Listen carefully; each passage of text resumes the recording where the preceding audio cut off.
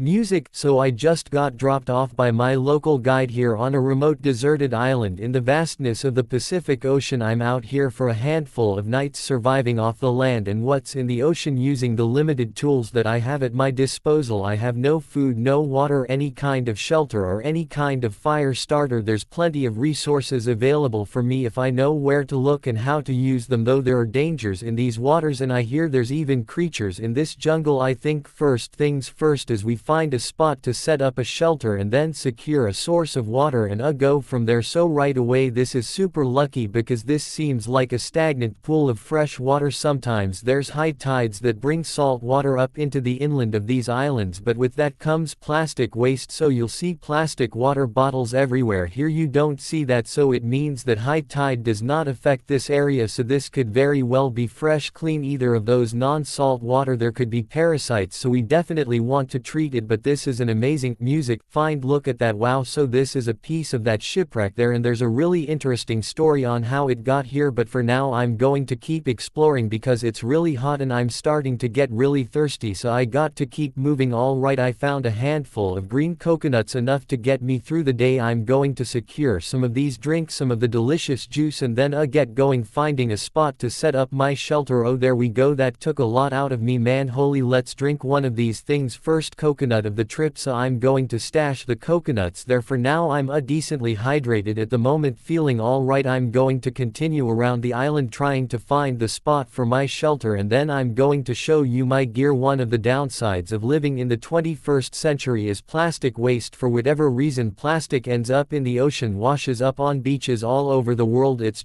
everywhere. It's really unfortunate, but one man's trash is another man's treasure. These water bottles are going to come in handy for me on this trip for sure. Great containers for storing fluids, and often they come washed up with water in them. Yep, clean water. And the thing is, by these being out in the sun all day, all the UV will kill all the bacteria inside, if any. This could very well be home. This seems like a nice little spot. There's a bit of a breeze here, which is good. It'll help keep down the bugs, so I'm going to call this home for now. I'm going to bring my stuff over here and show you what I got in my bags. This is everything in the big North Face bag. Got tripods. These are GoPro mounts bags. If it rains, cleaning cloths for the camera. This here is a drone medical kit including Advil, bandages, sunscreen, the type of stuff. These are all external power banks, solar panel, and other tripod, camera equipment, more camera equipment, and an inReach. Alright, in my other bag I got a mask, fin, and flippers. This is a snorkeling set here, Hawaiian sling. I have fish hook and some line. I have a hammock. I casted a vote on YouTube and people wanted me to bring a hammock, so I brought one out. I'm happy about it. Keep me off the ground, get me a little bit more comfortable. It won't however protect me from the rain, so I'm going to have to build a shelter. That's a must, but I will sleep a little bit more comfortably if it's not raining. I have a little pillow which I accidentally brought, but I'm happy I did. I got this bed sheet which is going to keep me nice and warm at night. I have my machete, a little knife, bit of paracord. Coffee is another luxury item. I always bring coffee, no calories in that, but that'll be